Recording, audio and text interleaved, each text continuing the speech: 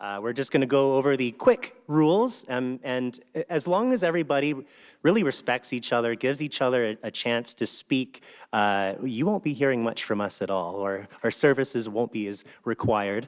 I just want to go over the fact that all of these questions came from Creston Valley citizens. A lot of these questions were very large, so we had to condense them so that they could be answered.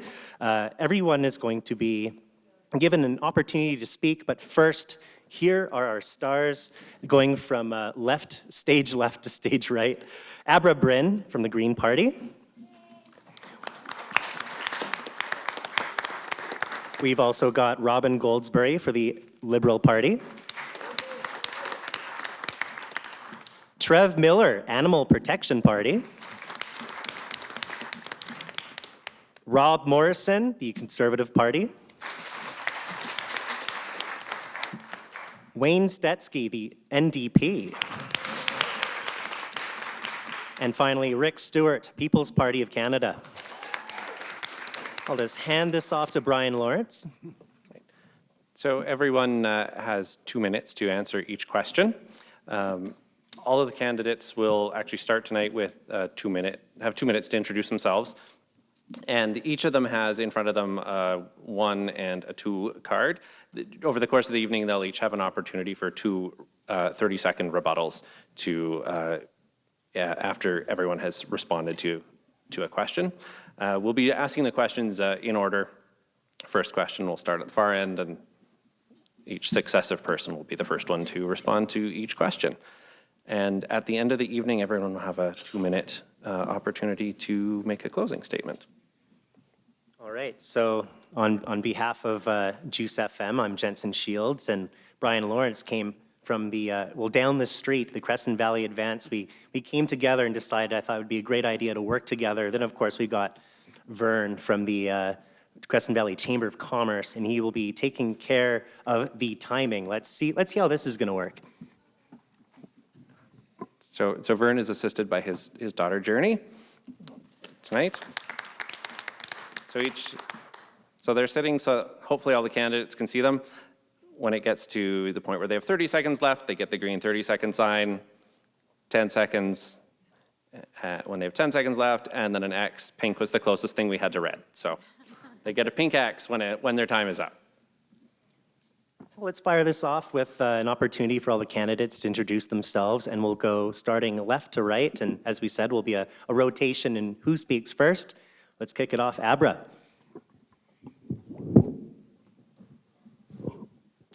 Good evening, everyone. I'm so delighted that we had an opportunity to have a forum here in Creston, because Creston is obviously a vital part of this riding, and it's dear to my heart.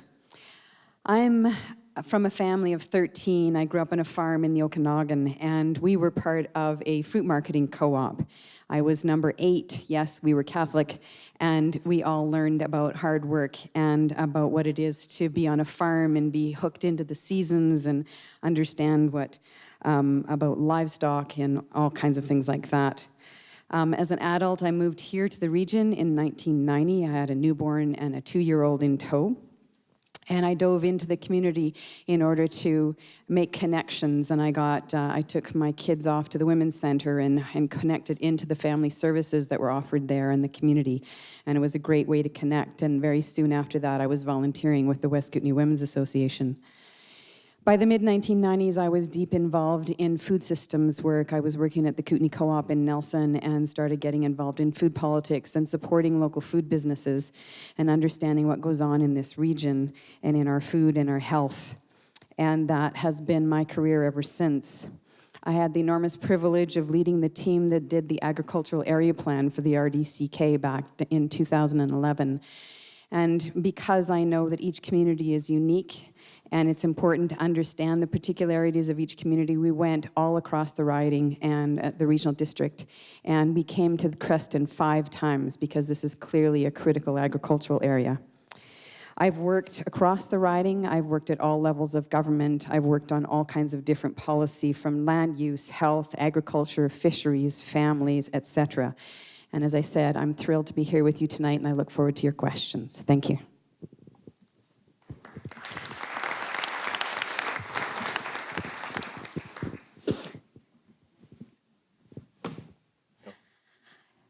Hello, I want to thank you all for coming out. It's great to see such a great turnout in Creston. I'm with the Liberal Party, and a few years ago we held a Water Matters Forum here, and we got some of the most insightful information from that forum, and we had speakers cross-partisan, didn't matter, multi-parties, and we were talking about water issues in this area. I'm really excited to say that we wrote some policy, and a number of those issues that we took to Ottawa, we made sure they knew about them. So it's really interesting how we can work as a party underneath the kind of radar. And we have been working for this community here. My message is one of sustainable Kootenay vitality. I think we're facing a lot of local issues that we need to be talking about. We need to be addressing.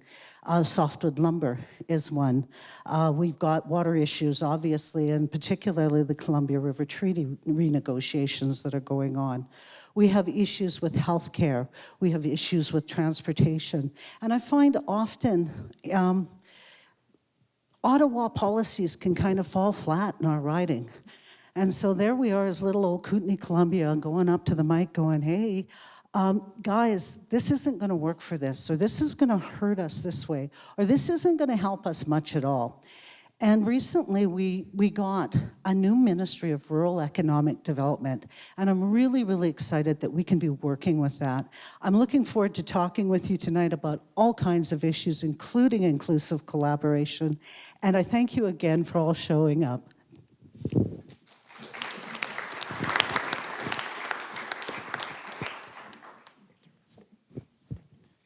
Kisukiukiat, I'm glad to be here with you all tonight. I'm Trev Miller, voice of the Animal Protection Party of Canada. We're in the midst of a climate emergency that experts predict will result in the deaths of a tremendous number of people in the coming decades. This campaign has been taking me through Creston and to Creston quite a bit in the last few weeks, and recently I've started to stop and buy apple juice here. Mainly because I've never really had fresh apple juice before, and it's been a terrific experience. It got me thinking, the trees are probably going to survive a 1 degree increase in temperature. That probably won't kill the apple trees. What comes with a 1 degree increase in temperature are greater weather extremes. So the hots get hotter and the winters get colder. I would hope those trees can survive prolonged periods of minus 40 degree weather and prolonged periods of plus 40 degree weather. I'm not sure. Every one of the main parties in this election are offering business as usual strategies. Those strategies are not going to work since they're how we got here. We need to eliminate subsidies to destructive industries. It's time to take away tax money being used to prop up ecologically disastrous operations and spend it on our people and our future. We need to recreate norms in the food and energy sectors. I'm in front of you talking about issues of vital importance to me and to everyone. I ask everyone to take a look over the Animal Protection Party of Canada's information. We're running 17 candidates and we're a full platform party. We have extensive ideas about healthcare, education, democratic reform, and foreign affairs. We're offering real strategies for managing climate change achieved through financially and legislatively strengthening Environment and Climate Change Canada, imposing charges on non-essential goods from countries with less aggressive carbon policies, and implementing basic minimum income levels to ensure dignity for everyone. Thank you.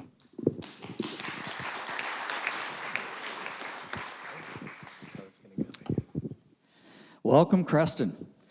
It's kind of fun to be here because this is my hometown, so I came here. I could walk here, actually. I get asked one question a lot, and that's why and what do I have to offer to be your member of parliament? And I moved to Creston in the late 70s. Since then, I've lived in Creston, Nelson, Cranbrook, and now I live up on Hillside. A couple people here know where I live. I was fortunate that I worked with all of your municipalities, with your regional directors, with the province, and with the federal government on developing policing models throughout British Columbia and especially throughout our riding. And then as a senior executive, I was fortunate to get hired by Global Affairs, and I was a diplomat in Islamabad, Pakistan, where I was responsible for 17 countries in Southwest, Central Asia, and the Middle East. And then when I returned to Canada, I was a Director General, Chief Superintendent of the RCMP, and I worked with Treasury Board Secretariat, where I was involved in a information intelligence sharing initiative with all the municipalities, provincial governments, territorial, federal, and international governments on developing some information sharing so we could identify organized crime and national security threats coming to Canada. That taught me how to listen, how to understand people, different cultures, building partnerships and relationships in difficult situations. My wife and I have 5 children. 2 were born at the hospital just up the street here. And they say to me every day, boy, this is beautiful here. This is, we need to have this. And so I want what we have out here for them for a long time. I say about politics, I will only talk about what I will do and what I can do for you. I will not talk about another political party. I'm not that way. I'm just here to tell you what I'll do. It is time for some leadership. It is time for some accountability in Ottawa. And that's why I'm running. Thank you.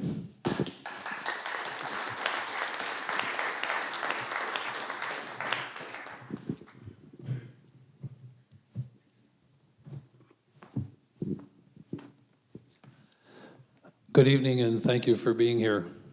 It's an honor to join with you here in the traditional territory of the Ktunaxa people, and it has been an honor to serve you for the last 4 years in Ottawa as your Member of Parliament. Prior to becoming Member of Parliament, I was the Regional Manager with Ministry of Environment for the Kootenays, responsible for BC Parks, Fish and Wildlife, and Ecosystems. And I can guarantee you that I will always be there for those of you that like to hunt and fish in this riding, and to ensure that we have the environment that attracts people from all over the world. I was also the Mayor of Cranbrook for 3 years and very much understand the needs of municipalities and the struggles they have to just keep going with infrastructure. I went to Ottawa with 3 priorities: the environment, and I became the Vice Chair of the Environment and Sustainable Development Committee for the House of Commons.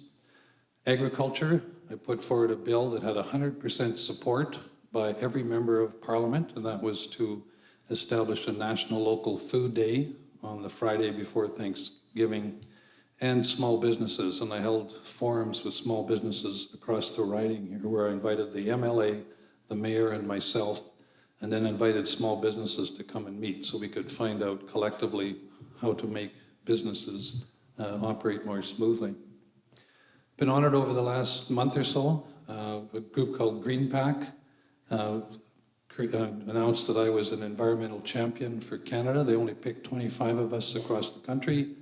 Lead Now, another national organization, picked me as a climate champion.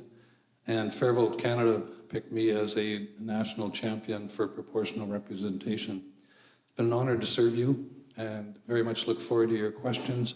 We have a great platform with a great future planned for Canada and for Kootenay, Columbia.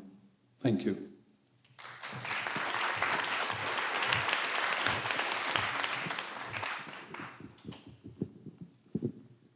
Thanks for coming out, folks. I'm Rick Stewart, and this is the first election where I'm 100% sure who I'm going to vote for. Some of you have already made up your minds, I know that, but I really do appreciate you coming out. So I grew up in Caslow in my high school years. I left high school, 3 years in the military. I went on to university. I was a registered professional forester, 15 years with the provincial government, and then I spent 15 years in the oil patch on my own. I formed my own company and did environmental consulting work. So you're going to notice, if you pay attention, you're going to notice a little bit of difference between me and the rest of the candidates here. I am not going to promise you anything tonight in terms of little tax giveaways and goodies. Everyone else here will talk about free stuff. The thing we have to understand about free stuff is there's only 3 possible ways to get so-called free stuff. That's either our taxes go up, we cut services somewhere else, or we put more debt on our kids. All 3 of those situations or scenarios are not acceptable to us at the People's Party of Canada. We believe in eliminating the carbon tax, phasing out supply management, moderating immigration, Keeping more money in your pocket is extremely important. It helps our businesses thrive, and it lets you have a little spare change. And we all know going into the stores and buying goods, whether it be the hardware store or the food store, life is getting a lot more expensive. And join the common sense revolution, folks. A vote for PPC is a vote for a strong and prosperous Canada, and we will uphold your freedoms and rights. Thank you. All right, thank you, everyone. So we're going to move on to our questions, and we'll begin with Robin Goldsberry. If your plan is to divert taxes or raise them or lower them, how will your party ensure the security of senior citizens? How are they going to be protected?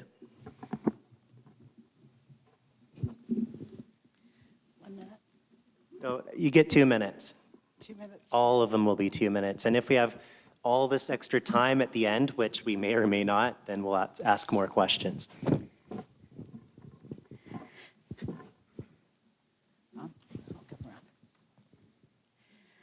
Well, I was really happy that we reduced the age from 67 to 65 because I was one of those ones that wasn't going to get a pension until I turned 67. So that was the first thing the Liberal government did. We've had some of the biggest enhancements ever to benefits. Now, as many of you seniors know, there are 3 different elements that are involved here. Your Canada Pension Plan, your old age security, and then for those who don't have enough, there's also the guaranteed income security. What I like is we're working forward. I think our seniors deserve and have earned the right to dignity and to living in comfort in their own old age. And I'm certainly hoping that that will be something that I can certainly aspire to. So we're looking at doing a number of other things as well. The Liberal Party has spoken up about increasing substantially old age security at 75 when often finances are starting to dwindle. The survivor benefit is another thing that is going to be going up. So that means when a spouse may pass away, what happens is you will get more money and you're not left so that you're bereft and don't have those dollars that you were accustomed to coming in. I think some other things that we're working toward on seniors, I think healthcare is something that's really, really important, and palliative care and keeping people in their home, preventative care. And these are all issues that we are addressing in this upcoming budget. There are issues that have been on the table for a while that we have been fighting for, and I really look forward to our government carrying on with these many initiatives. Thank you.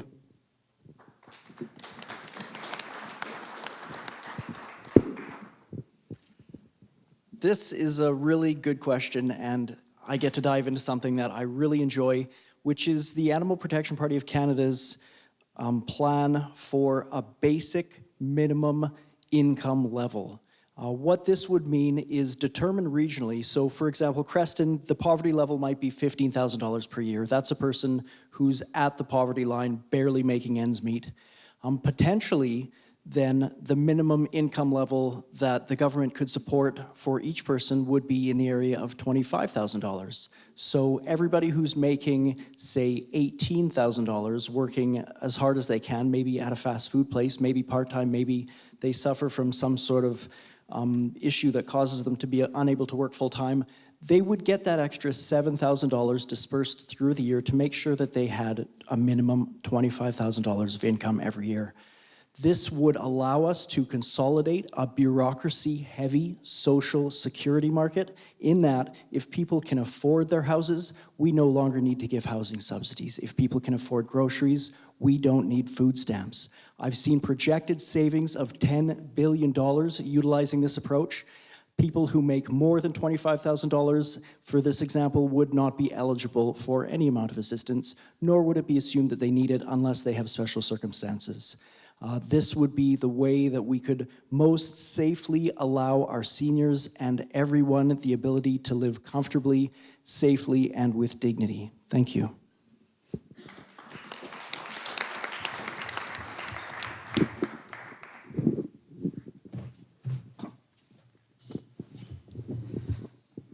Well, this is actually one of the reasons why I'm actually running for Member of Parliament, especially in Creston, having lived here in the 70s. And my sister and her husband just moved here from Yellowknife, and they're both seniors and living on just old age and CPP. That's all they have.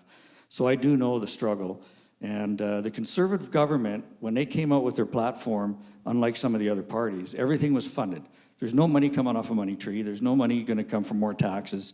We, for example, are going to suspend $1.5 billion in corporate welfare to companies like Loblaws and some of these really rich companies. We have some tax credits that are going to be going to seniors. For example, we have a universal tax credit, and that's $850. Age credit, that's $300. Remove GST from house heating, and we're going to have some government income supplement even if you're working, so even if the senior goes back to work. It is probably one of the biggest priorities for Creston is the seniors, because this is a seniors haven because of the weather and how beautiful it is here. But man, to live on old age and CPP is just impossible. And we need to do a lot more with affordable housing. Really, we're lucky that there is some housing here, but it's so expensive for them to survive. So that is a challenge for me, and everybody knows where I live. So if I don't meet up to that challenge, you can come knock on my door. Thank you.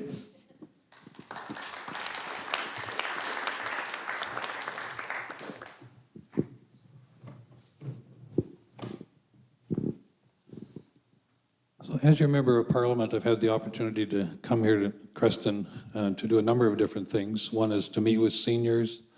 Another is to hold what we call pop-up constituency offices. So rather than you having to go to Cranbrook or Nelson to meet with me or my staff, we come here.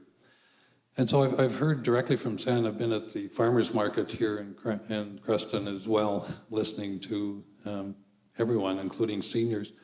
And I know that some seniors are struggling, having to choose between food and prescription medication. So one of the things that we're planning to do is to bring in universal pharmacare across the country so that you use your health card when you go to pick up a prescription, not your credit card.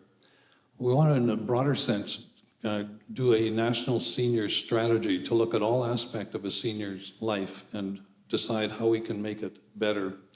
Part of that is a national dementia strategy, because so many families are now dealing with dementia as we live longer. Other things that happens with seniors that we hear about, we help thousands of people across this riding deal with federal government issues, and one of them is if you haven't filed your taxes on time, they'll cut off your guaranteed income supplement. And we get seniors coming into our office saying, I'm poor enough already, now I can't get my GIS. So we're going to put a year delay in terms of allowing seniors a year extra to get those taxes filed so they don't lose their guaranteed income supplement. We also want to make the caregiver's tax refundable to put more money in your pockets.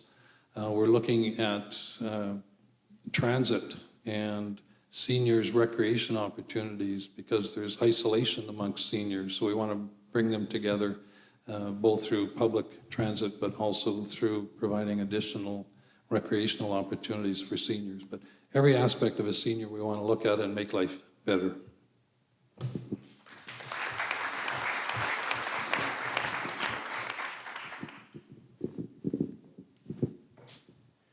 There's many ways in Canada in which our seniors find themselves falling behind. But I want to mention two things that I just heard.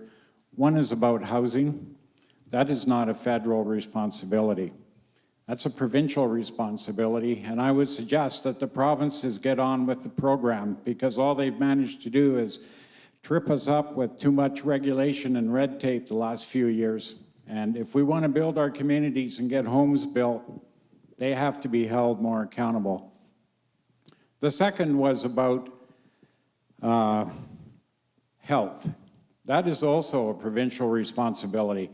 The People's Party of Canada, if we get the chance to form government one day, we will devolve the $80 billion a year that we spend on health down to the provinces in a permanent tax credit transfer to the provinces. The feds will stay out of it. That will provide the provinces with more certainty, and they can be in charge and control of their programs. They don't have to beg from Ottawa for funding. So other things that we'll look at, we don't have a formal platform for seniors, but I'll tell you, they're a heck of a lot higher priority in our books than it is to send money to fight climate change in other countries and build roads in Africa, fund the Asian Infrastructure Bank. Our government is giving away far too much money, and there's lots of opportunity to save it and pass it on to our veterans and old people. So I won't give you all the little specifics here, but we're going to take a hard look. And those people deserved a far better shake than what they're getting, and we'll provide it as your government.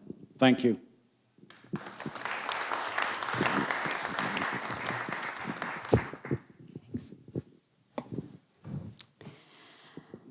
We know that we can do much better in terms of fair taxation in Canada. So that's one of the commitments that the Green Party has. And so we know that we have the opportunity for accessing funds to attend to the needs of seniors. We also know that seniors are a vital part of our community. They're critical to the culture, to the stories, to the ongoing vibrancy of our communities. And every senior that I know wants to stay in their home. One of the commitments of the Green Party is to support innovative arrangements for home sharing so that if they need assistance with gardening or with shoveling snow or whatever, they can access that. We also are committed to ensuring that their costs are not an enormous burden. And so we have a commitment to a guaranteed livable income for everyone across the country. We also recognize that people shouldn't have to choose between food and drugs, and so we also have a plan to include in universal health care both pharmacare as well as mental health care. We have a plan for a national dementia strategy, and ultimately we want to ensure that our senior citizens are able to get around their communities when they still live there. And so those who have to give up their license would have access to great public transit to get them around their communities. Thank you very much.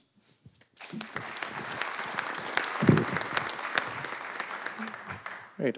Our next question is, please discuss your party's last 4 years of actions in response to the climate change emergency and your party's commitments in order to reach the goals of the Paris Agreement. And we'll start with Trev Miller. Thank you. The Animal Protection Party of Canada was formed in 2006. It was the merger of two political organizations, an Environmental Protection Alliance and an Animal Protection Alliance. One candidate was running in 2006, and this year there are 17 of us running across the country. We're campaigning hard to get one person elected. We have a rock-solid, science-based platform, and all we need are people to discuss it. We have real strategy for combating climate change. This includes the removal of large subsidies that are currently going towards ecologically ruinous industries. This is just including two industries, over $10 billion. And when I say subsidies, it's not exactly as though we're giving them money. Often it's in the form of tax incentives.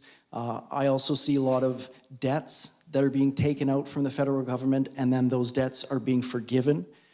There's one of those coming up at the end of 2019 in the amount of $4 billion. These monies could be better utilized, so rather than spending them on the industries that are destroying where we live, we could spend these monies strengthening Environment and Climate Change Canada to conduct urgent reviews and assessments environmentally and get some real change happening. Thank you.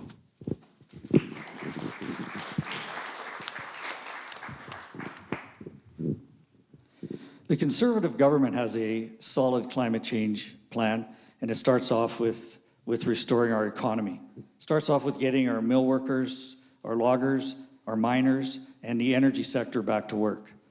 Now, getting the infrastructure, getting our corporate funding, and getting people paying billions of dollars in taxes, billions of dollars in taxes, that will fund the climate change program that we have in mind. And what we're going to do is we're going to get some scientists. And these scientists are pretty smart people. They're geologists and geophysicists and all that kind of stuff.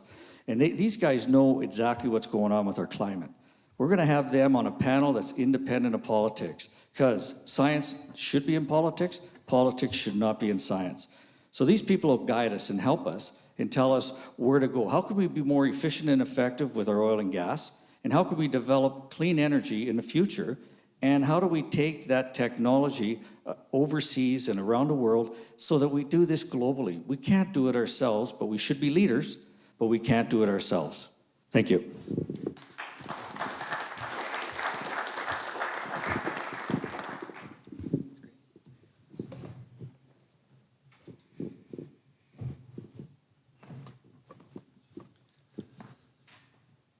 So most people don't know this, but it was actually Jack Layton that introduced the first climate change emergency bill in Parliament, and that was in 2006. So that was a long time ago. So climate change is certainly not new, and it's certainly not new to the NDP group. I almost always say NDP party, but it's a double party.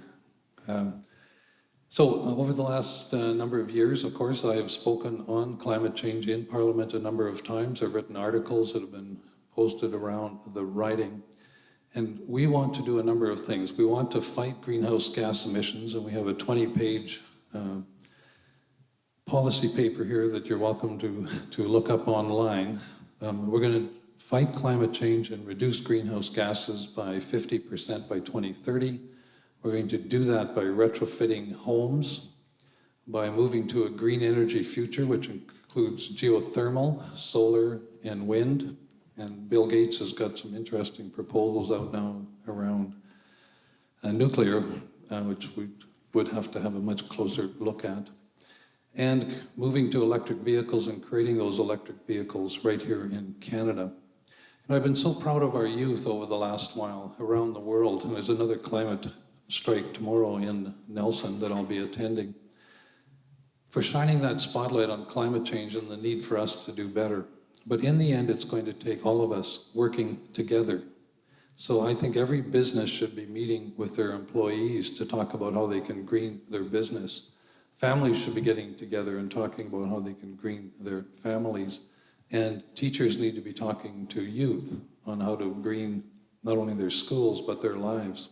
Because we do need a different future, but it will take all of us working together if we're going to fight the climate emergency.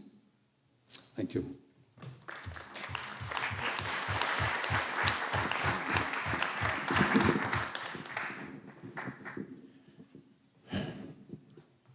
Climate emergency is not something I personally hold with.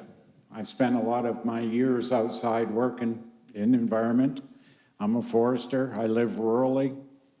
I don't see a crisis out there, but maybe I'm not observant enough, but I find that hard to believe. Also, my TV's broken at home. Every time I change the channel, I see the same stuff on all the news channels. We're gonna die, we're gonna burn up. Canada's heating twice as fast as the rest of the world. I just heard tonight that we're gonna see climate change in the form of hotter summers and cooler winters. Wouldn't those two cancel each other out and be an average? I hear such ridiculous things, and fear is not a way of motivating people, and I really disagree with what they're teaching our kids in school, because they have a great future, and they should be taught that there's a lot of hope. So the PPC party will not adhere to the UN Paris Accord. We will withdraw from that, and we will abandon unnecessary or unachievable greenhouse CO2 reduction targets. We will, however, put some serious money into funding research into alternative energy sources and methods. We acknowledge that probably electric cars and things like that will become a necessary reality in the future. And we want to work towards that kind of a future. Pollution and real environmental damage is something that we're all about. We believe in supporting our natural resource industries, but we can all really, as Canadians, take a lot of pride in our environmental track record. It's one of the best in the world, and frankly, I'm proud of it, and I would be proud to be your representative in Ottawa to help out with these necessary projects. Thank you.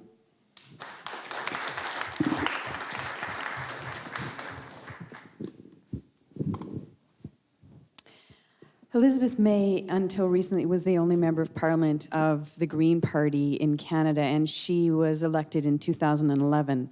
But she's been working on the climate crisis since 1989.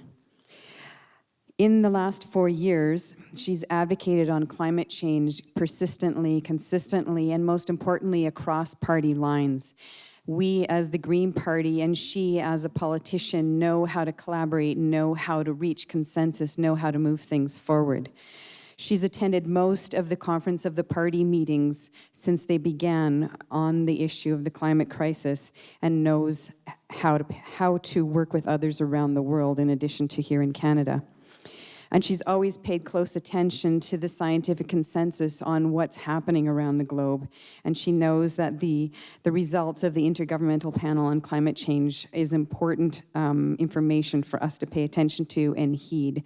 And that has driven the policy of the Green Party. The Green Party itself developed a policy platform, policy book called Green Vision, and out of that we created Mission Possible, which is the 20-step action plan to combat the climate crisis and help decarbonize our economy and shift us to cleaner energy. It has a host of different activities and initiatives that will help drive our economy, that will create new jobs, that will help us to have more energy-efficient homes, get around our communities with less emissions, and help us to turn around this beautiful thing that we call the planet and have a vibrant, viable Kootenay Columbia. Thank you.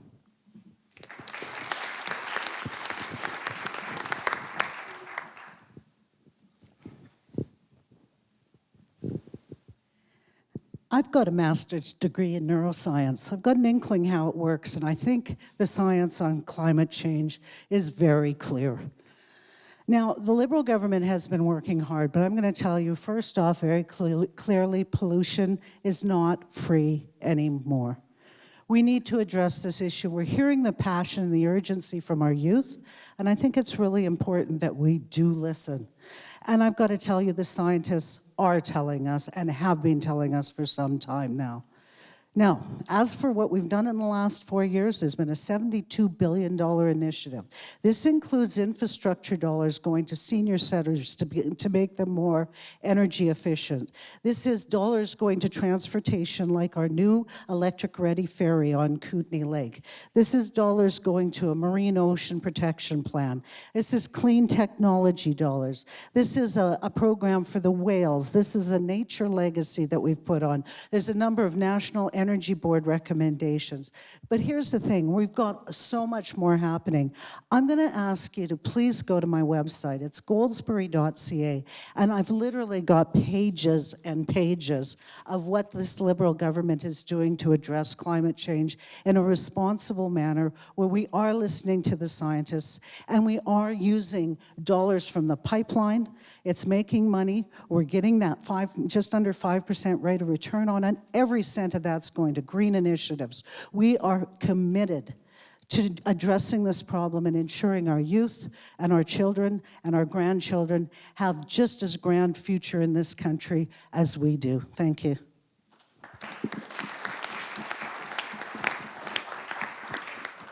All right, Mr. Morrison, you're going to have the opportunity to speak first. This is a bit of a two-parter. Do you see the 2008 BC Liberal carbon tax as a success? And do you think it's fair that carbon tax has been imposed federally for the provinces who do not already have a carbon tax? That's about the easiest question I've been asked in these debates. I know, but I'll expand.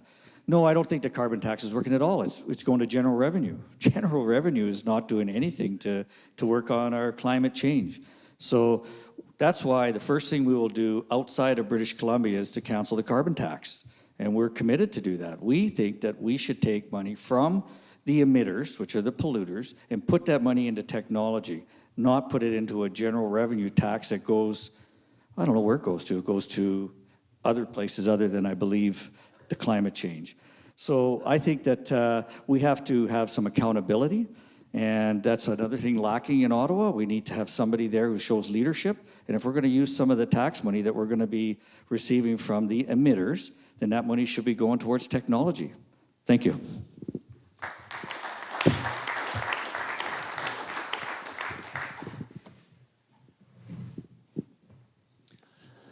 So I mentioned earlier that I'm the vice chair of the Environment and Sustainable Development Committee in Ottawa.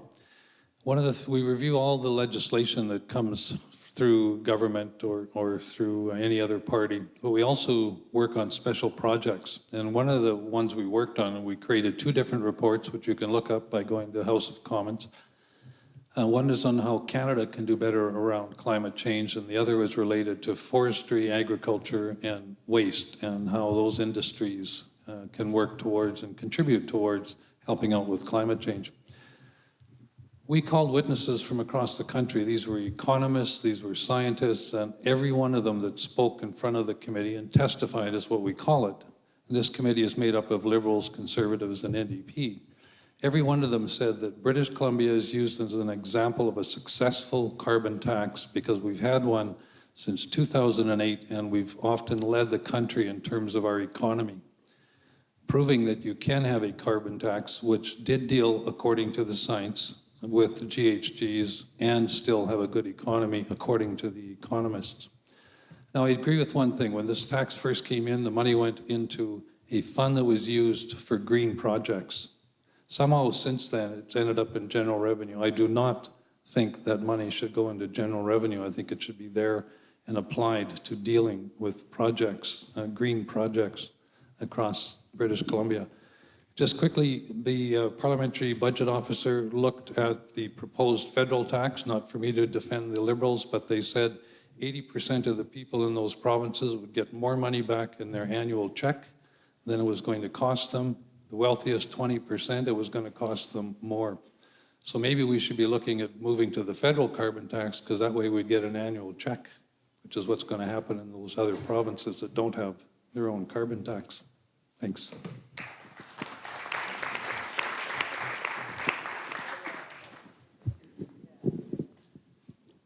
I'd be really hard-pressed to find a more insidious and economic stifling tax as a carbon tax. And I heard rumors from the Liberal government and other political insiders in Ottawa that they're talking that our current $50 a ton may have to go up to $300 a ton to meet the Paris Climate Accord targets.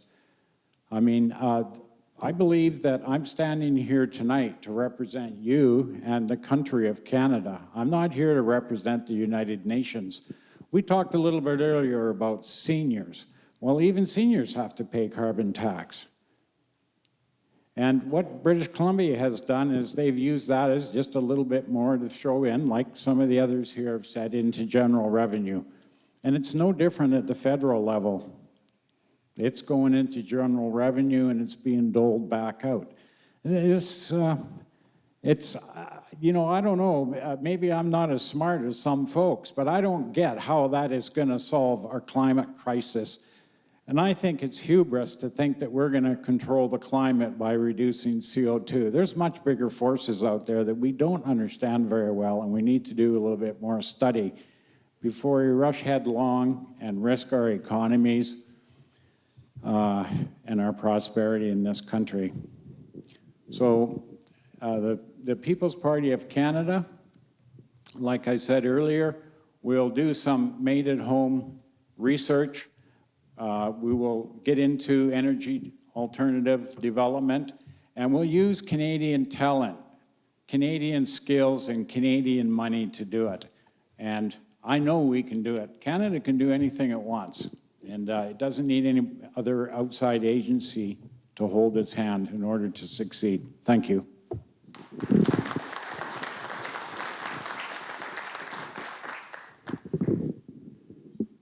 With all due respect to Rick, our parties do have a different starting point around the climate crisis, and the Green Party does indeed believe that it is considerable and that carbon is a big part of it. And we are in support of the carbon tax. We think it's important, we think it's worked, and we think that it needs to be across the country. But we also know that we as human beings, part of the reason it works and why it's important to do it is there's a whole host of things that we need to do to address the climate crisis. Some of them will be carrots and some of them will be sticks. And the carbon tax is initially a stick to help encourage people to drive less because it will hurt when you have to pay more. However, the Green Party is committed to having that fund go right back to each individual based on their use. So it's a lot like when you're a member of a co-op, you get a dividend based on your use. We would do the same with the carbon tax. So at the end, you would get that back, and then you could choose to do something else with it. So we do believe that there is a need for a carrot and a stick with regards to helping shift this planet, and I think the carbon tax is one of the tools. Thank you.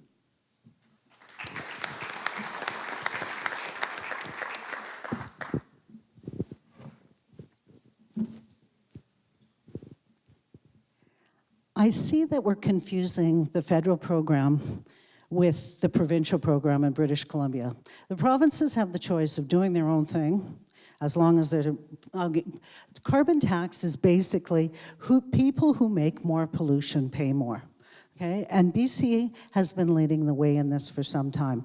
Now in BC, those dollars may be going into general revenue, but I can tell you from a federal perspective, on the 5 provinces they're looking at working with, 10% of those dollars are earmarked for green projects, and the rest of the money is going back to people so that the average Joe is actually going to be getting more money back than he would ever spend on that. There are also exemptions for farmers, and where they're getting a lot of breaks because the government realizes that farmers have some issues out there. So the federal government has an excellent plan, and I happen to agree with Mr. Stetsky. Maybe it's time that the provincial government here looked at what the federal is doing and come on board. I would also like to point out that all of those programs that Mr. Stetsky talked about, the being vice chair of the sustainability and the environment, those are Liberal committees. What we have done is we have pulled people from all parties, including Conservatives, including Green Party, including the NDP, and we are working together with them on these very, very important committees. So the initiatives like the single-use plastics that Mr. Stetsky was involved with, that is a Liberal initiative. The forestry and agriculture and waste, that's a Liberal initiative. And his climate change, the committee he was part of, the subcommittee, that was also Liberal. So I want you to know we're working out there. And the carbon tax, please don't mix up federal with provincial. Thank you. So before we move on to Trev, we have a quick rebuttal from Mr. Stewart. You have 30 seconds. And then a rebuttal after that with Wayne Stetsky. So you just heard from the Liberal candidate that all the money that they collect in carbon tax goes back to people except for 10%, which is earmarked for green projects.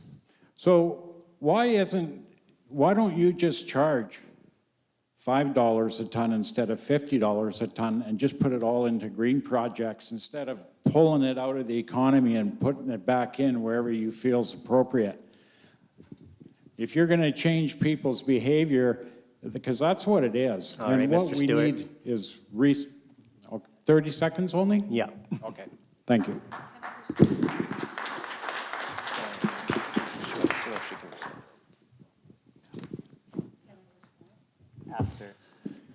So just quickly, the way these committees work, virtually every kind of legislation dealing with different aspects of our life go through a committee.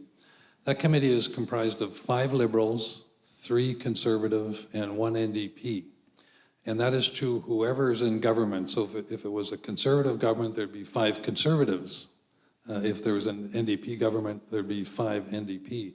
There are no Greens sitting on any of the committees because they do not have enough seats for Parliament to recognize them as an official party for committees. Okay, thank you. And Ms. Goldsberry, you have an opportunity to have a quick rebuttal.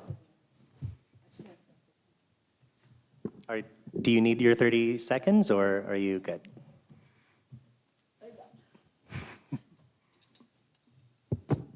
I just want to say that when you tax when you turn around and you make people who are making more pollution pay, this is one of the most elegant solutions. It is Nobel laureate winning economics. Even Mr. Harper looked at this as the best way. And by returning the money back to the people down on a lower level who aren't polluting as much is to me the best. It was promoted by the climate change people, and it's the best solution. I'd love to see it all going to green initiatives. All right, thank you. And finally, we have Trev. Thank you. Federally or provincially, carbon tax is a business as usual strategy. It's reactive, and what we need is to stop the carbon from entering our atmosphere. A report titled Canada in a Changing Climate exposes that average annual temperatures in the north in Canada have risen 2.3 degrees. I think this is still my 2 minutes here. I have a different time frame. That's okay. So annual average temperatures in the north have risen 2.3 degrees in the last 70 years. This is directly as the cause of human activities. My party will strengthen the organization in charge of reviewing environmental issues so that we can rapidly address these issues based on best available science and best practices. What we need to do are impose charges on non-essential goods from nations with less aggressive carbon policies than ones that will implement, and we need to use these funds and current subsidies to destructive industries in the development and adoption of alternative energy implemented with community collaboration. So changes the Animal Protection Party of Canada are suggesting are not small changes. What they are surmountable. With ideas and help, anyone is going to be able to make real steps towards having a genuine impact, and really, that's the least that we owe to this planet, to future generations, and to ourselves. Thank you.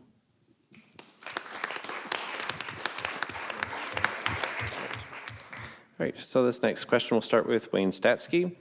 What will your government do to either protect or eliminate supply management for dairy farmers?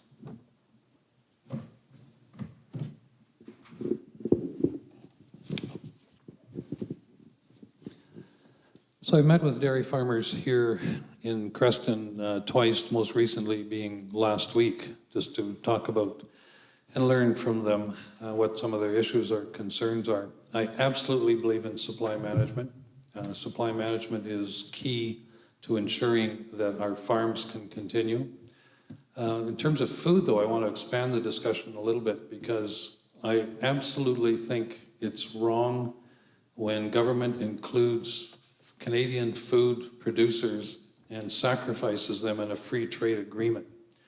The dairy farmers of Canada, over the last free trade agreements that have been signed, have lost anywhere between 9 and 11% of their opportunity. So there's 9 to 11% more coming in from the United States in particular. We should never have water. We should never sacrifice food. I'd rather trade off a car part, quite frankly, than milk or cheese and potentially hurt our dairy farmers. In terms of compensation, the first time I met with the dairy farmers, it was to find out whether any of the promised compensation had actually ended up in their wallets. None had at that particular time. Right now, there's sort of a three-stage process, and so some of the dairy farmers locally are seeing some money as compensation, but not nearly what they've lost. So absolutely believe in supply management. It needs to continue. We need healthy farmers across the country, and we need healthy farmers right here in Creston. And if you've never gone to watch the cows get turned out at Kootenay Meadows, that's absolutely worth doing as well. It's so much fun. Thank you.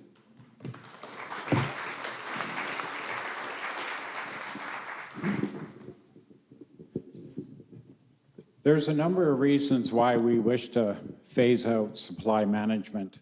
When that program first came in 1972, there was over 100,000 small producers in Canada. That number's dropped to around 13,000 right now. It's a lot of these smaller outfits have gone by the wayside. We're into some pretty big businesses out there. It's costing us as consumers about $3.2 billion extra on our food bill. So for an average family of 4, we're spending an extra $400+ a year on our food. And like I said earlier, it's getting more expensive by the week, it seems like. Anyways, the other reason that supply management is something that should be phased out is that it's been a real stumbling block for us on international trade agreements, particularly with the EU and the United States. There's some really good products out there that I would love to be able to buy, but buying cheese, imported cheese, is You know, I get a piece about the size of this piece of gum, and it costs me $10. There's something really wrong. We're paying, I believe the tariff rate is about 350% when it comes into Canada. So it's time to get rid of that. And also, I would like to go back to the table with the U.S., let them know that supply management is going to be phased out, and try to get that 22% tariff off of our softwood lumber, because that's absolutely killing Canadian cities.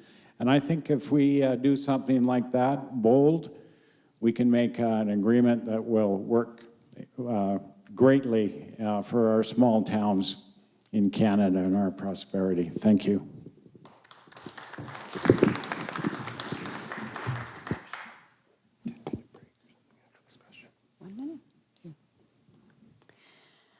I've worked on agricultural economies. I've worked with farms across this region for a really long time. And in reflecting on how many farms we lose every year, how many farmers can't pass their farms on to the next generation because it's far too hard to work without adequate compensation, it's a heartbreaking reality. The return on investment that farmers get and the return on their labor is appalling. And in this riding, it's abysmal, the annual farm income, net farm income that most farmers get. And that's why the Green Party and I are deeply committed to supporting supply management. Supply management has enabled us to have a highly perishable product, to have a consistent supply, for farmers to know how much they need to produce, to make it available to us without any supports from the government other than regulation. So we don't have to give great, huge grants to supply managed sectors unlike hogs and beef, et cetera, because supply management gets it all from the marketplace. We need our farmers to be price makers, not price takers. That's how they get a reasonable return on their effort. And so supply management is a great model. In place of that, there are efforts like domestic fair trade, because we've understood that, for instance, people who grow bananas and chocolate and coffee should get a fair return on their investment, but we've stopped when it comes to our own farmers. Supply management, I think, is a brilliant system, and I will continue to advocate for it. Thank you.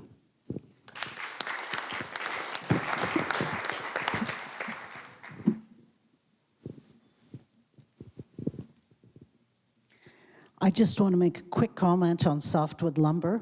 I think we need a whole new approach. This is an ongoing issue that has been going on for 30 years, and if you go to our website, I have some really great insights into that. As for supply management, the NAFTA agreement was an extremely tough negotiation done under duress. I spoke with Cristia Freeland, and we kind of grilled her, and we said, what? You know, and it's very tough when you're dealing and you're negotiating with a partner or a trade partner who is not at the table in good faith. And so I think our government, Rona Ambrose from the Conservative Party, agrees that in NAFTA 2, we did the very, very best we could. But I do want to talk about healthy farmers. There's lots of things that we can be doing just for our rural agriculture and other industries, and that's helping with things like staffing and accommodation and things like that. If you look at the foreign temporary worker program, it is not geared toward the seasonality that we often face in these industries, so we're cut out. We need to fix that. We need to be looking at succession. I think succession is a huge issue to our rural vitality, and I think it's something that we need to look at. Passing our farms on to our kids, making sure that they're staying, that these products are still going to be available. I think we need to free up a lot of local red tape. Now, this is more of a provincial thing, but I own a restaurant, and I know how difficult it is to even buy some of this stuff locally. And I think some of those rules need to be modified. There's incentives for people to stay working in rural agricultural industries, incentives for new Canadians to move rurally and work in our agricultural industries. I've got a list that goes on, and I encourage you again, because 2 minutes is just, I'm not having enough time to go on about it, so please check out goldsbury.ca, because we really do have a lot of good information there. Thank you.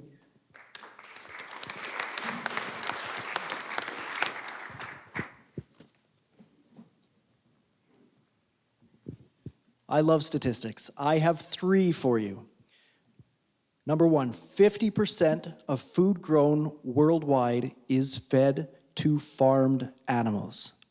Statistic number two, area dedicated to raising animals is now 30% of Earth's land surface. Statistic three, animal agriculture is responsible for more greenhouse gas emissions than all transportation worldwide combined. This year, Canada revised the National Food Guide. In the past, this has largely been done with the assistance of animal agriculture industry people known as lobbyists. This year, no industry backers were allowed to attend, and the result is a science-based document that does not recommend we eat carcinogenic products, such as processed meat and dairy. Other parties must not understand the dairy industry, since in their platforms, they call for the addition of milk and cheese into diets. This industry is also very environmentally unfriendly, and coupled with studies that demonstrate higher dairy consumption leads to higher instances of human health problems, particularly osteoporosis. The removal of dairy from the Canada Food Guide was done in our best interests, and I think that it's something that we should really look at and think about giving our support to. Thank you.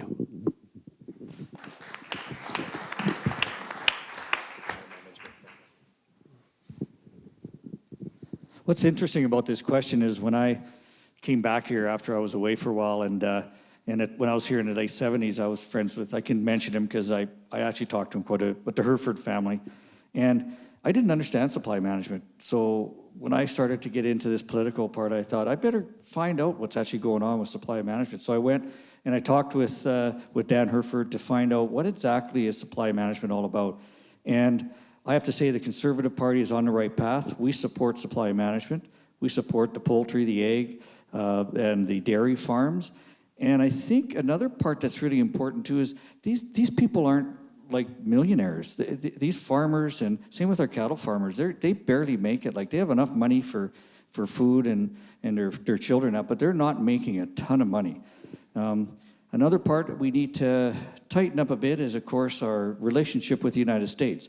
Now, I think there what we need is some more leadership and somebody who can actually internationally deal with some of these tough countries like the United States. And that's where we're getting hit with our dairy farms, and I think we need to do a way better job. We will compensate the dairy farmers until we get that straightened out. They're part of our family. We fully support them. Thank you. All right, and we have a rebuttal from Rick Stewart.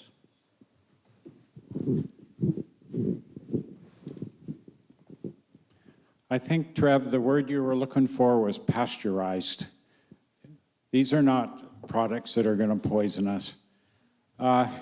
As for removing it from the food guide, I don't know what kind of politics are being played here, but I've been drinking milk and eating cheese and eggs and chickens all my life, and if I didn't, I'd be a hell of a lot thinner than I am now, maybe, but it's an essential, necessary part of our diet. And speaking of local food production, And that's all the time you have, I guess I'm out of unfortunately. time, folks, sorry.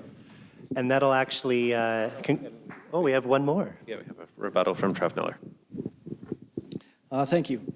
What I'd like to talk about very quickly is that our party supports farmers in transitioning to agriculture that's plant-centered. This very often will result in immediate ability to generate more income, since if you grow a crop of hemp or of soybeans or of chickpeas right now, you're guaranteed to sell that on the market. Plant-based options are just exploding. Thank you.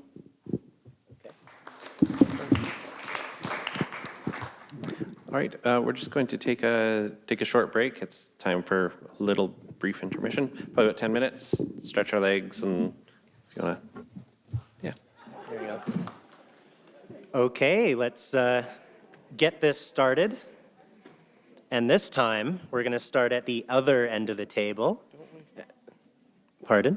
Don't we start at this end? That's what I mean. We're starting on this end of the table. It's fantastic. Everyone gets a turn. Okay, here we go. This one's for Rick. Do you and your party support universal pharmacare for all Canadians? If not, What is your party's proposal to help Canadians deal with the increasing cost of medical prescriptions? Good question. And definitely we're aware that drugs can cost a lot of families and seniors and just folks from all walks of life a lot of money. What we want to do in the People's Party is basically, like I said earlier, is move the health funding out of the federal government at $80 billion a year and apportion it through permanent tax credit transfers to each of the provinces. And that will give them the ability to change the healthcare system to, perhaps use private and a mix of private public services. Right now, we have the longest wait times of any Western nation in the world when it comes to healthcare, and we can do better, but one size does not fit all when we're talking about healthcare. So now, more specifically to the question of drugs and pharmacare, the federal government does have a role in helping to coordinate the purchase of drugs and to also negotiate with these companies and call them out where they're overcharging. And by doing bulk procurement for all the provinces, I believe that we can save a lot of money in that regard. We don't have a specific policy that promises you free pharmacare. That's a $27 billion a year cost, and we would have to cut services somewhere else, raise your taxes, or put more debt on our kids. It's just not possible. But there is one fourth thing that we might be able to do, and that's to get our bloody economy rolling, push the oil and gas to the east, get some prosperity and jobs going, and people will pay more tax, and maybe we'll just increase our income to the government that we can start to subsidize drugs as a start. Thank you.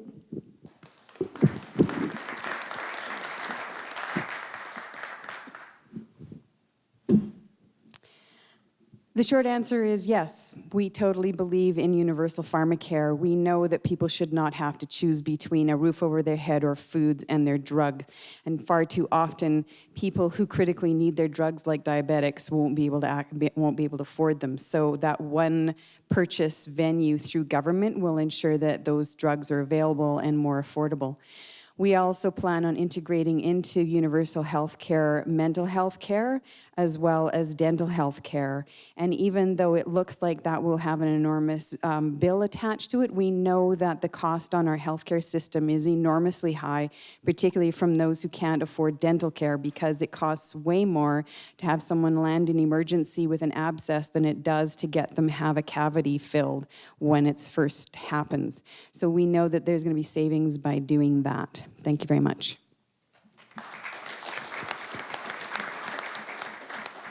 One more thing, we're going to actually change the Canada Health Accord so that the money flowing to the provinces is not based on GDP, but based on demographics and need. Thank you.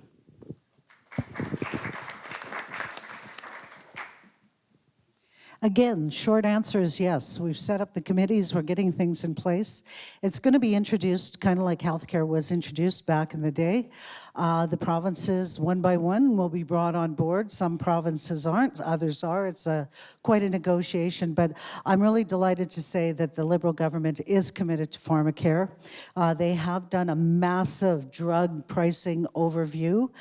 They've committed $11 billion more for this particular program, and we have the dollars to cover it. I just want to point out, we've been on the Women's Commission, we've been fighting for a lot of health issues. I particularly work on a number of these issues. I'm really excited that mental health care has hit the radar, and we are working on that. Home and palliative care are other issues that are on the radar and are being worked on currently. And we are working on moving on to hearing aids and those medical aids that people get. The other thing that I'd really like to see, and this is more from a rural perspective, access to healthcare is still a huge issue for us. A lot of people don't have a doctor. A lot of people don't have access. Some people can't even get to their doctor because of transportation issues. I would like to see us embarking on a national program where we're starting to use the technology that is available out there so that we can start moving toward having doctor's appointments by Skype or however it is that they determine that we can do it, because I think that we need to start using the technology that's available for our rural ridings so everyone has access. And one of the things we are truly committed to is everybody deserves a doctor. Thank you.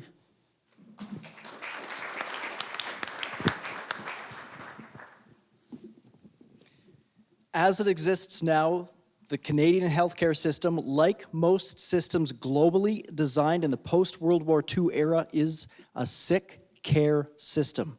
That is, the system waits for one to become sick before it kicks into reactive action. For the most part, the system was not designed to help prevent the onset of disease, but instead to diagnose and treat illness for what was, at the time, a fairly healthy and young population. The Animal Protection Party of Canada supports a universal healthcare system expanded to include dental care, eye care, and drugs, and one that treats and supports people in crisis with issues such as addictions and mental health issues. This can be funded through the elimination of a bureaucracy-heavy social services sector and by eliminating subsidies, as I've mentioned, to ecologically disastrous industries. Now, since they've handed me a microphone, processed meat has been defined as a group 1 carcinogenic. This means known to cause cancer. Having a hot dog presents the same risk to a person's colon as having a cigarette does to the lungs. The Animal Protection Party of Canada proposes policies that promote the consumption of whole plant food-based diets, encourage exercise, and reduce environmental pollutants. These policies would increase people's well-being and enjoyment of life while reducing the costs of treating healthcare problems. The APPC would like to introduce fiscal measures to increase the costs of known health risks, such as smoking and consumption of animal-based foods. Thank you.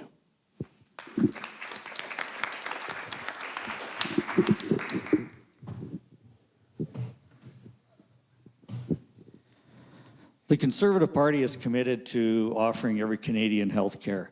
That's their commitment. We are also going to increase our transfer payments from Ottawa to the provinces to help them with their health issues in the provinces. And as well, we've also been looking at replacing like the CAT scan, some of the CAT scan machines that we have in rural areas.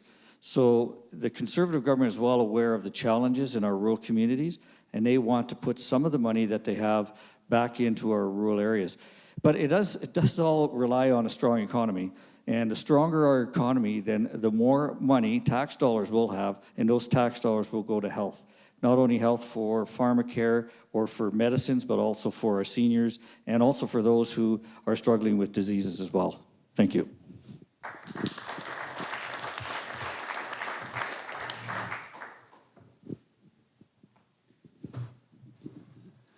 As you know, one of the things that makes us most proud to be Canadian is because of our universal healthcare system, which was brought in initially by Tommy Douglas in a minority government situation where he forced government to do some of the right things. We absolutely believe in universal pharmacare, that every Canadian should be able to get their prescription medication for free.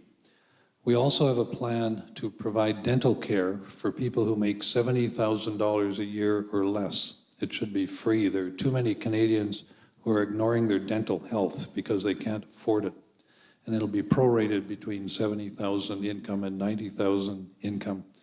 But ultimately, we want to get to a system where you're covered from the top of your head to the bottom of your feet using your healthcare card rather than your credit card. And that includes eye care and hearing. And that ultimately is what universal healthcare should look like. And that's where we want to go with it. I want to talk just quickly about doctors. And a lot of this is provincial, but when I was mayor of Cranbrook, we were looking at a doctor shortage, and so we started what we call the Red Carpet Committee, where we had physicians working in Cranbrook contact other physicians or recent grads and invite them to come to Cranbrook. And for 5 days, they were taken into the hospital to see by physicians. We took them around Cranbrook to see that they were potentially moving to one of the most beautiful areas in the world, which Creston is as well. They were taken out to dinner, and then I made the final phone call to close the deal, because we wanted to make sure the doctors were coming because they really wanted to, not offer them $100,000 and then have them leave. And we were able to get some physicians coming to Cranbrook using that red carpet approach. Thank you.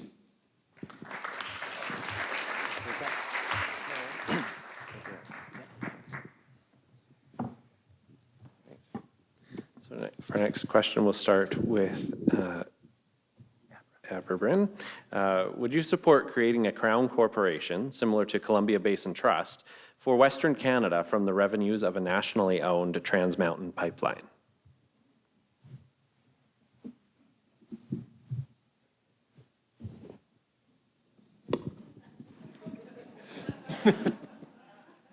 Probably no.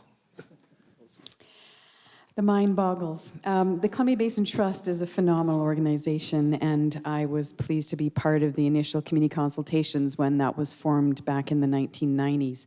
And I think it has done great benefit to our communities. And yes, it was based on the damming of our valleys and all the loss that we have incurred since then. I guess there are parallels with the Trans Mountain pipeline in terms of the damage that could result from perpetuating that project. But since the Green Party is opposed to the expansion of the Trans Mountain pipeline, I think we would have difficulties figuring out how that could be, that could generate a corporation along the lines of the Columbia Basin Trust. So probably not. Thank you.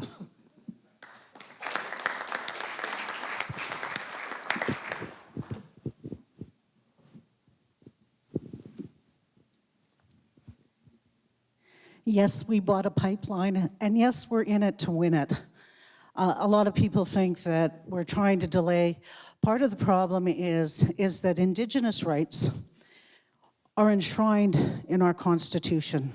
And if we invoke a notwithstanding clause, what we're doing is we're saying to the Constitution or to our rights and our charter, hey, you're not important right now. And what that starts is a slippery slope, because the next thing, what's the next issue? A women's issue? Okay, we're not gonna pay attention to you again. And so it's a very slippery slope. I know it's taking way longer than any of us want it to take, but I am telling you here that the Liberal Party is in it to win it. I'm also here to tell you that all the dollars that are being made in that pipeline, and right now it's making just under a 5% rate of return, are going to green initiatives. I think it's an elegant solution that is moving the dollars so that we can help transition away. I do want to talk about the Columbia River Treaty renegotiations that are coming up, and that is due in 2024. And this is a huge issue for us. Right now, the Columbia Basin Trust, of course, is a wonderful organization that was funded many years ago by the River Treaty. But right now, about $120 million are coming from the U.S. into Canada through hydroelectricity that they generate. Now, those dollars go into the BC government coffers. I think those dollars should be coming more into the Kootenays, because we need to see those dollars. I think of the health services, think of the MRI machines, think of the things like that that we could have with even a portion of those dollars. Here's the thing, the American water lobby is extremely strong, and they want to stop paying. So I think this is an issue that we really, really, really need to put on the radar, and we need some very strong people standing up for our Kootenay Columbia in the midst of that. Thank you.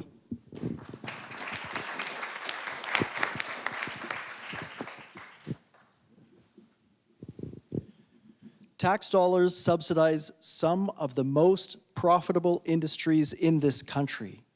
Somehow, people who feel they're entitled to the oil that's under all of our feet also feel like they deserve to put their hands into our wallets and our purses. I do not believe this to be the case. The Animal Protection Party of Canada will halt expansion and construction of new pipelines, end these subsidies, and work towards implementing basic minimum income levels. Building a pipeline and investing the money in renewable resources seems like planning a hike for a week, eating all of your food on the first day, and hoping you can forage enough for the next 6 days. I'm the only person up here with a solid plan environmentally and economically. I know where the money will come from.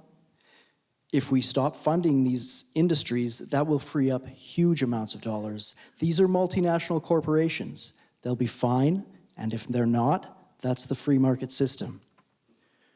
We take that huge amount of money and we invest it in the real resources we have in this country, our people. This plan is also likely to result in us greatly exceeding our targets as laid out in the 2016 Paris Agreement. Thank you.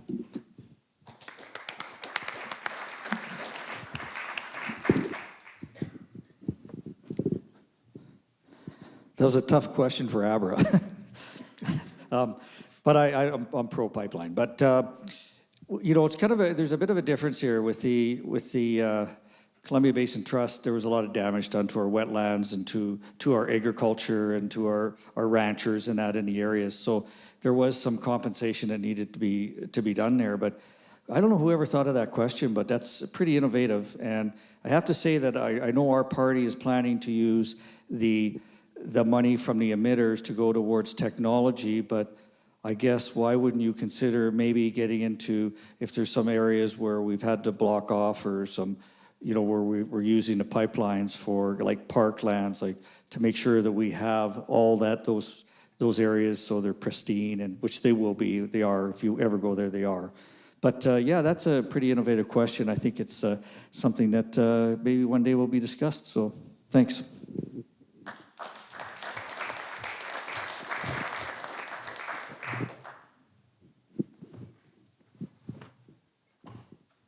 We do not support the Trans Mountain Pipeline, and I'll tell you why.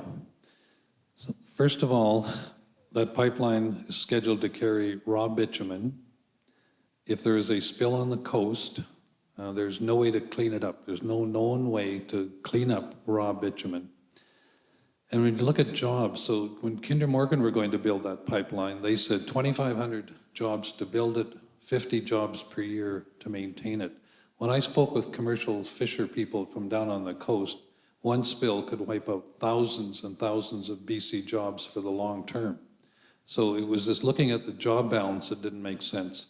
From an Indigenous perspective, the Indigenous people along that route are not, you know, in favor of it. But for me, the big question is, what do we want to be and where do we want to be as a country around green energy? If we twin the pipeline, in essence, we're committing to oil and gas for another 20 to 30 years just to pay back the cost of building the pipeline. It does not fit with the green energy future that we need to be moving to in Canada.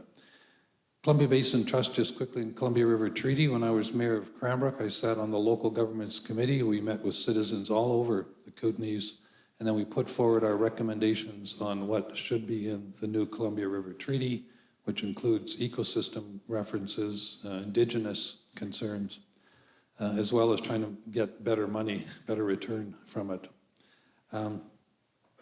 I was able to lobby the Columbia Basin Trust, which is kind of a byproduct of the Columbia River Treaty, to start an agricultural stream, so you can now approach Columbia Basin Trust for agricultural funding as well. Came up from a rancher in Jaffrey who said, there's money there for fish and wildlife. Why isn't there money there to compensate ranchers? Made absolute sense. So we do not support Trans Mountain Pipeline going forward.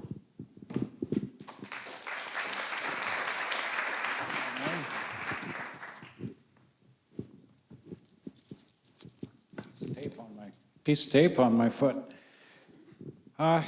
That's a great question. And I'll go back to a couple of other questions that were asked earlier.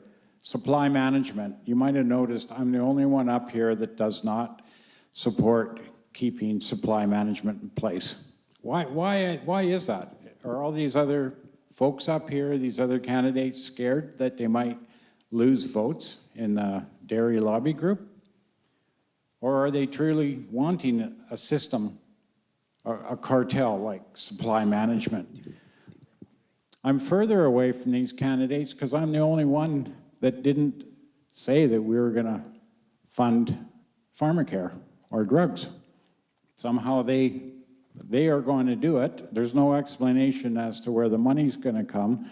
The Conservatives did say they were something about $11 billion, but I'm a little hazy on all that. So now we have a question. The Trans Mountain Pipeline. And I have to agree with Wayne on one thing he said about sending raw bitumen down that line. I fully am behind that line to be in place. But I agree with Wayne, bitumen, raw bitumen has no place being sent by ship off of our coast. A spill would be an unacceptable level of risk, and it'd be impossible to clean up. It needs to be upgraded before it gets sent. And that's all the better for Canadians in Canada because that provides jobs. But I want to say that in regards to the Trans Mountain Pipeline being a Crown corporation, that to me in my mind is a no-go. We already have Crown Corps that we need to get rid of, never mind bringing in another one as silly as that. That definitely belongs in the private sector, and we will immediately recall C-48 and C-69. We will declare that pipeline to the general advantage of Canada, and we'll invoke Section 9210 of the Constitution, and we'll get her built. Thank you.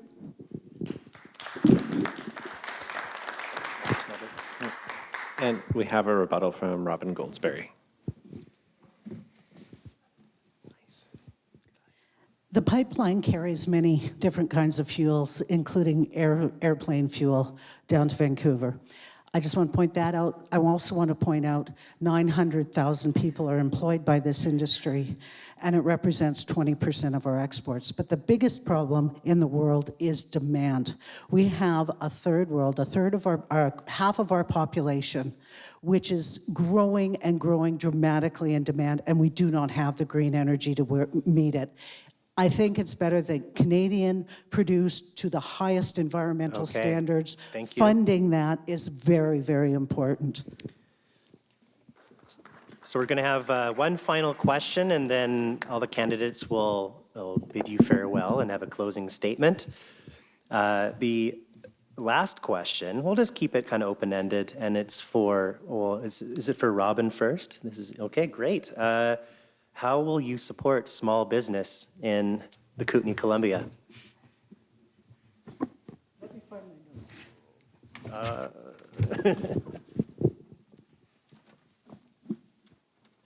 I'm the only candidate here who's owned businesses across the Kootenay, Columbia that I personally have invested millions of dollars into in many industries, in value-added forestry, in tourism, in hospitality. I've done marketing consulting across the riding from Revelstoke all the way to Nelson over to the Alberta border. I understand small business, and I'm going to run out of time because I got lots to say on this issue. But I think we should know first off that for small business, the federal government has reduced the rate from 11% to 9% in the last 4 years for small businesses. That was a huge step. We're looking at changing the credit card swipe fees. It's so annoying to those of us in business, and it's massively expensive, and we want to see some changes there. We're looking at business incentives for new entrepreneurs. I think that's really important because encouraging people to get into business is really, really important for the vitality of our community here.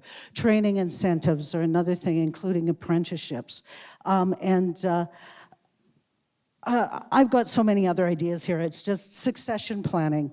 We need more incentives for people to move in and take over those retiring businesses.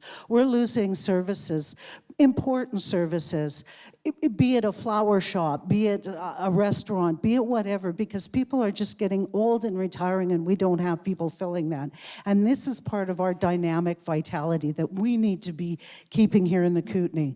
We need staffing solutions, and I've got some really neat ideas on that.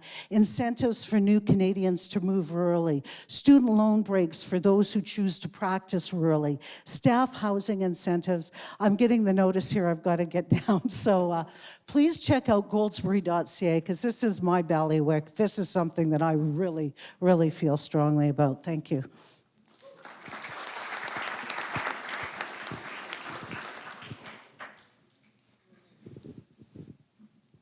The reality is, if we're going to weather the looming climate tipping point, there are going to have to be many changes implemented. One of these, due to the ongoing ability of automation to safely and efficiently replace certain jobs as it's designed to do, will be a program of universal basic minimum income levels that will allow existing and new homebuyers and all consumers access to continuing monies that they'll be able to reinvest in essential consumer items and reduction of debt loads. People in Kootenay, Columbia having more in their bank accounts is very positive for existing small businesses and for individuals with a marketable idea, either lacking time or capital to follow up. Eliminating subsidies to these industries that are holding us back will eliminate debt that each of us are individually contributing, or will eliminate debt for each of us and free up tremendous amounts of funding that can be reinvested in us all. Thank you.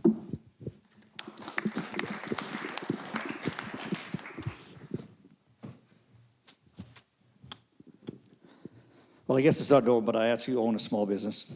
I have a security consulting business that I've had for about 5 years. I've done a lot of work in Creston, Nelson, Cranbrook. But I think what's important here is I'm lucky that our party celebrates small businesses. We celebrate them as drivers of prosperity, not just sources of income, because there is over 10 million people in Canada that are associated to small business. We only have 38 million people, so that's a huge percentage that are involved in small businesses. Our small businesses are victims of red tape. They can have such a hard time with taxes, with a whole raft of things, that we need to get rid of that red tape. And the Conservatives have already said that they will have an organization or a minister that's going to help small businesses so that they can succeed. It's time that the government, actually, our government, the Conservative government, stands up for the small businesses. We also, one thing that's important too is we have a lot of really good brain power here, and our small businesses should be championed around the world. And right now we're just using our small business either within BC or within our region, Kootenay, Columbia. But I think we have a time to expand worldwide with these small businesses. And I think our government is going to do that. They'll be supporting the small businesses. But the other thing that's important is we could do a better job too. The Conservatives historically could have done a better job in supporting small businesses. Thank you.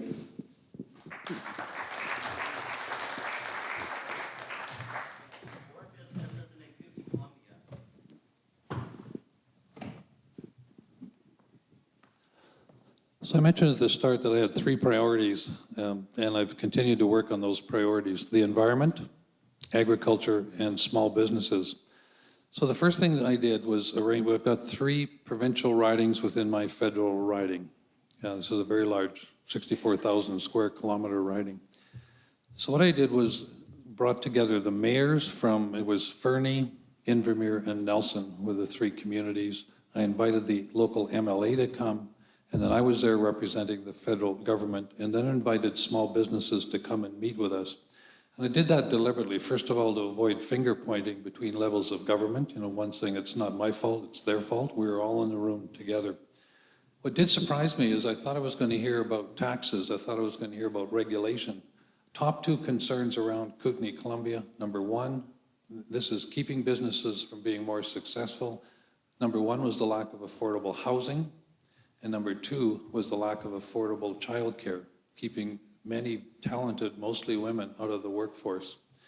And so we want to make sure that we have affordable housing. We're going to build 500,000 units across the country over the next 10 years. That's 50,000 a year. And we're going to bring in affordable childcare, $10 or $15 a day, kind of looking at the 2 options.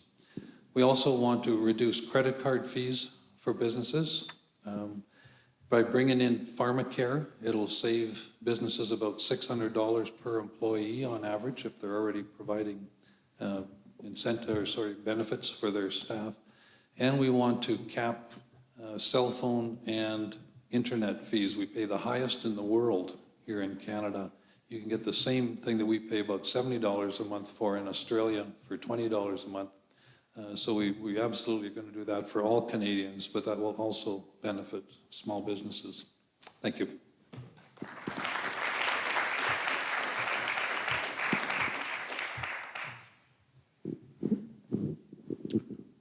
I timed out on my last answer regarding the Trans Mountain Pipeline. And when I said we'll get her built, I meant the private sector will get it built. Because it's the last thing we need as another Crown Corporation, a oil pipeline. That's for the private sector and small business. And that's how we support small business. All those service industries that depend on good, strong, natural resource industries, whether they be sawmills. If it's a sawmill, you've got your loggers, you've got your logging truck drivers, your contractors, et cetera, et cetera. In the oil and gas industries, we have shops, suppliers, drilling companies, all kind, services from geologists, environmentalists, construction. All these things are predicated on support for our natural resource industries in this country, but all businesses. So it's really important that the PPC's plan is to basically, over the first term, is to phase out capital gains. We'll knock 10% a year off of that. We'll also lower the small business tax rate from 15% to 10%, and we'll also do that by 1% or so every year. We're also going to eliminate, we're going to accelerate the capital cost allowances. And especially for higher tech businesses, you want to invest in new equipment for your business, you can write it off faster and you'll have more options in terms of how you want to write it off, capital cost investments. The other side of the equation, though, no matter how many breaks we give to business, and they are key to our communities and our quality of life, is keeping money in our pockets.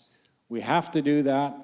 Businesses rely on consumers that have a spare dollar in their wallet to buy their goods and services, and that's what we intend to do for the people in Canada. Thank you.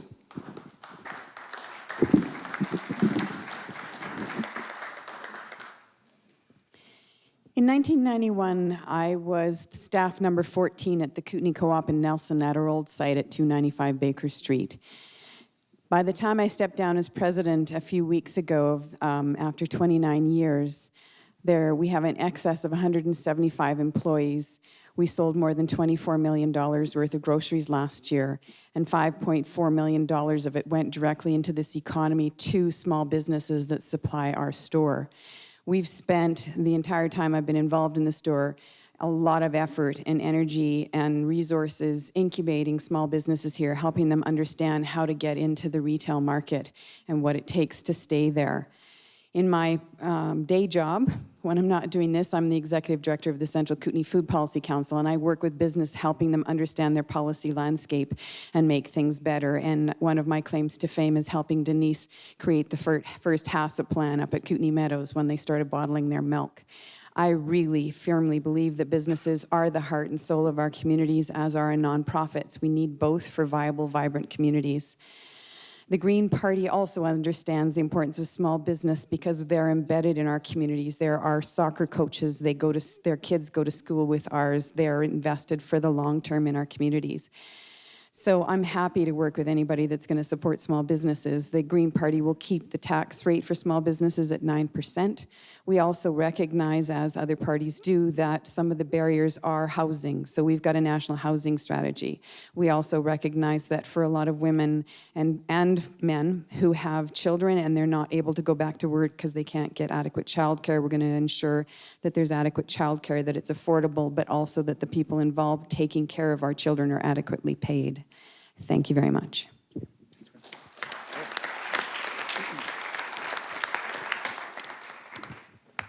Thank you all so much for your responses to the questions.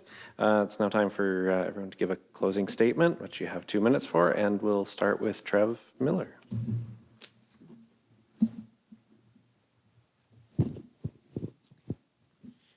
Thank you. I've enjoyed this. So to briefly go over a few of the things I've mentioned, my party will strengthen the group Environment and Climate Change Canada to legislatively and financially review environmental issues and rapidly address them based on best available science and best practices. We need to impose charges on nations with carbon pricing measures that will be less aggressive than ones that will implement, and we need to use these funds and current subsidies to destructive industries in the development and adoption of alternative energy implemented with community collaboration. The 35% reduction in 500 years promised by other parties doesn't take into account ecological tipping points. When it starts getting hotter, this is very likely to cause a chain reaction. The Paris Agreement will not be achieved by any parties unwilling to take on industries currently lining their pocketbooks. If we want to solve the environmental and economic problems, we can start by making sure everyone can afford their homes. By cutting those billions of dollars, we can put real funding into protection of people and the environment. 10 years ago, I worked for several years at the top of mountains for coal mines as a blast hole driller near Tumbler Ridge. Truck companies then were working on remotely controlling trucks without drivers. This was in 2010. I would also like to mention that personal change is climate change. Change comes when real people start making small decisions that amplify to alter the entire world. A recent article in the magazine Science states that today and possibly into the future, dietary changes can deliver environmental benefits on a scale not achievable by producers. A plant-based meal requires 96% fewer resources than an animal-based meal. I'd love to hear more from everyone. Email me or call. Thank you.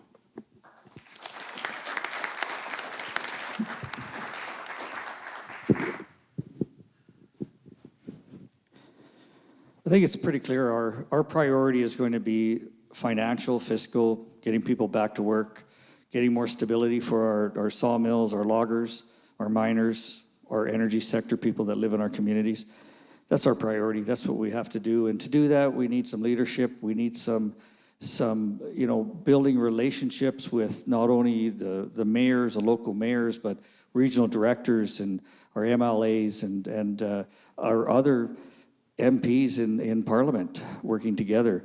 I also want to say that it's really been interesting. This is our last debate, and we've had, I think, around 12 or 13 or so, and we could almost say each other's speeches because we've heard it so many times that I said the other day, I could almost be Wayne because I know exactly what he's going to say. So I really also appreciate everybody's professionalism that's been up here, and it's really been wonderful and great organization for you guys. But in closing, Creston's home, and thank you so much for coming down. Like I said earlier, I just look forward to representing you, and I really appreciate everybody's support. Thank you.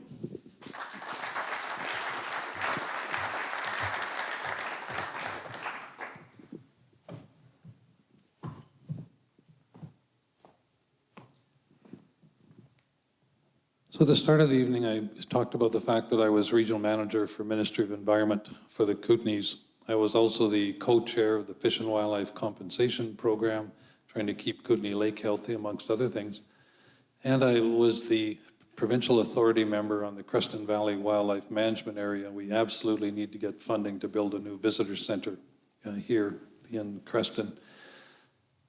But when I look at the things that my party want to do, and I'll just introduce you to this quickly. A New Deal for People, it's 109 pages of the things that we want to do for Canada, for Kootenay, Columbia, and for Creston. And it's broken down with a great table of contents, so you can go right to that, and that's available online. It's been a real pleasure to serve you for the last 4 years. I have got great staff, and as I mentioned earlier, we help hundreds of people a year, thousands in total, find their way through the maze that can be the federal government. And that's one of the most important things we do. We've recovered tens of thousands of dollars for people that the federal government was holding back from them. And it's because we want to work for you. I've been a public servant my entire life, and I've believe in absolutely working for the environment and working for people. And I think you should actually like people when you get involved in politics. and that's why I'm here. I like working with you and for you. But it's very challenging in this riding. As you know, this is very tight riding, whether you're conservative in the room or not. This is a very tight riding, very tight vote coming up. I encourage everyone to get out and vote.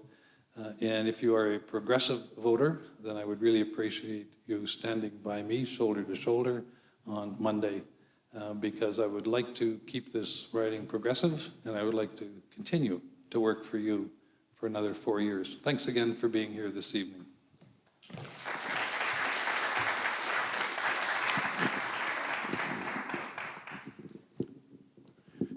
Thank you all for coming out tonight. It's really good, and thanks to the organizers and the moderators tonight. Great job, guys. You're really, truly lucky to live in a community like Creston. We travel around a fair bit, all of us candidates, and I have to say that if I had to pick the best couple of communities in our riding, Creston would be one of them. It's very diverse, and it's a kind of community where people still seem to look out for each other. You guys have a great fall and spring fairs, and yeah, it's great. Should be proud of it. And as your member of parliament, I would do everything in my power to make sure that you are able to keep the diversity of your small businesses and industries here running at full speed. And I would support you every step of the way where it's appropriate. As a federal member of parliament, we have to be very cognizant of what the Constitution requires of us in Ottawa to do. And I can see by the questions that we received all during the debates is that the knowledge of what the federal responsibilities are kind of limited in a lot of people's minds, because the federal government is not the be-all, end-all. We have to fulfill our constitutional responsibilities and stick to the program. And over the last few decades, I believe Canada and its politicians have lost their way a little bit, and they're deviating and going into subject areas they have no business in, like housing, health, etc. We need to lean things up in Ottawa and get the bureaucracy working for you. You don't work for the government. The government has to work for you. And we believe that accountability and a vote for the PPC go hand in hand. Thank you.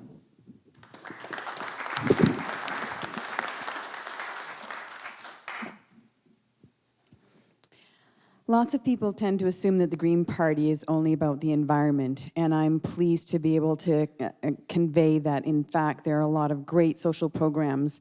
We're committed to things also like electoral reform. Many of us are deeply angry about the fact that this is yet another first-past-the-post election, and we're committed to proportional representation. We're also committed to a vibrant green economy. I have a 29 and a 31-year-old children whom I adore, and for both of them, the thing that I wanted to model for them all their life is that if you care about something, you do something about it. For a long time now, I've been monitoring and watching and observing all the changes and been more and more worried about the climate crisis.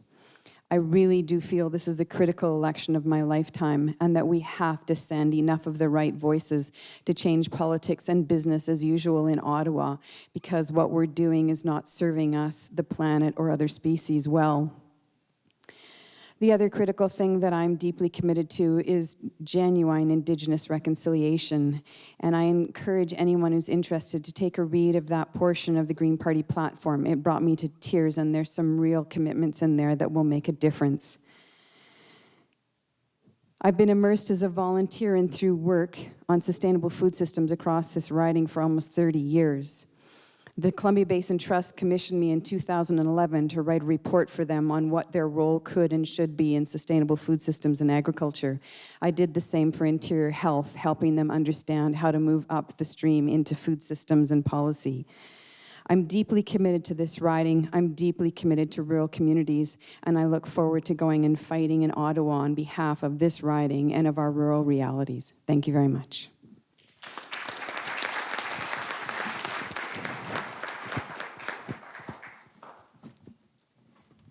the last word. Well, maybe not quite. I want to thank our organizers. You guys have done a great job. The Advance, the Juice, and the Chamber. Thank you so much, guys. And I want to thank you guys for showing up and listening to us rattle on about our policies. I think it's great that this is the democratic process in action, and it's great to see so many people out and involved. I also want to thank my fellow candidates. This is kind of our last debate together, and it's really been a pleasure getting to know these guys. And I want you to know, when I'm your MP, the first thing I'm going to do is set up a task force, an advisory committee, and I plan to ask each one of these people to sit on that advisory committee, because I think ultimately inclusive collaboration is one of the most important things that we need in Ottawa and we need in this world right now. There's a slogan out there, time for you to get ahead. I truly believe we get ahead when we all get ahead. So I'm going to ask you to do something really bold. Now, it looks like the Liberals are going to be in power, and I've got quite a bit of experience dealing with this party. So I'm going to ask you to consider voting for the person who will actually be sitting at that table, actually engaged right there. And I think that together, working together, bringing people together, we can have the sustainable Kootenay vitality that I think we have grown to love, and I want to see sustained for my children and my grandchildren and yours as well. Thank you again very much for coming out, and have a great night. Drive home safely. We are so lucky that we have these 6 amazing candidates. I know in politics often it feels like I'm choosing between the lesser of 2 evils, but we have these amazing 6 individuals here that are going to represent us no matter what. So thank you very much for attending. Let's give a hand to everybody here at the table.